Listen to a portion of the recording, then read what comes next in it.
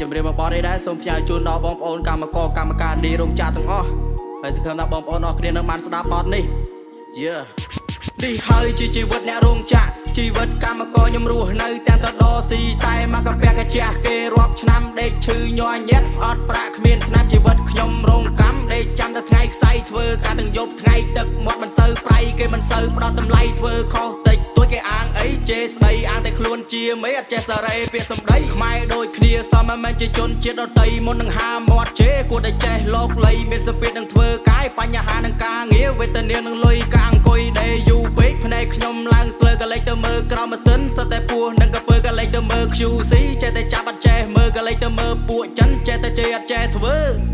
អ្នកដឹងបានដឹងអ្នកមិនដឹងចាំខ្ញុំប្រាប់ម៉ោង3វាត្រៀមខ្លួនម៉ោង4វាត្រៀមចាប់ម៉ោង5វាត្រៀមជេរព្រោះអីវ៉ាន់វាបញ្ញាប់ឈឺមិនហ៊ានឈប់ត្រូវហត់មិនហ៊ានសម្រាកពេលខ្លះមិនចង់ត្រូវបង្ខំចិត្តធ្វើជីវិតកម្មករពោពេញដោយសម្ពាធគៀបសង្កត់ពីថ្នាក់លើជាពិសេសគឺចិនចេះតែជេរមិនចេះមើលចេះតែជេរមិនចេះមើលនេះហើយជាជីវិតអ្នករោងចក្រជីវិតកម្មករខ្ញុំរស់នៅទាំងតដស៊ីតែមកកាពះកាជះគេរាប់ឆ្នាំដេកឈឺញ័រញាក់អត់ប្រាក់គ្មានឆ្នាំជីវិតខ្ញុំរោងកម្មដេកចាំតែថ្ងៃខ្សែធ្វើការទាំងយប់ថ្ងៃទឹកមាត់មិនសូវប្រៃគេមិនសូវផ្ដោតតម្លៃធ្វើខុសតិចទួចគេអាងអីជេរស្ដីអាងតែខ្លួនជាមេអត់ចេះសារ៉េពាក្យសម្ដីជីវិតអ្នកក្រកម្មកររោងចាប់អាឡាដោយកតិកណាត់7ចូល11ចេញមានអ្វីមិនឡពេលខាល្ងុយដេកងោកសឹងតែបាក់កខ្ញុំមិនរុញរាខ្ញុំនៅតែបន្តព្រោះតែហេតុអ្វីព្រោះតែជីវភាពគ្រួសារខ្ញុំក្របើមិនធ្វើអត់លុយបងអង្គុយអត់បាយពេលខ្លះគេជេរពេលខ្លះគេស្ដី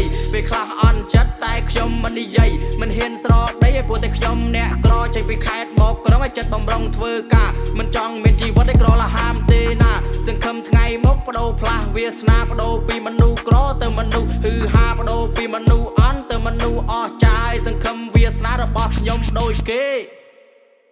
ជីវិតកម្មករពោពេញដោយសម្ពាធនិងការគៀបសង្កត់ពេលចេញស៊ីអីក៏ត្រូវមានពេលកំណត់ពេលខ្លះឈឺពេលខ្លះហត់មានគ្រប់រូប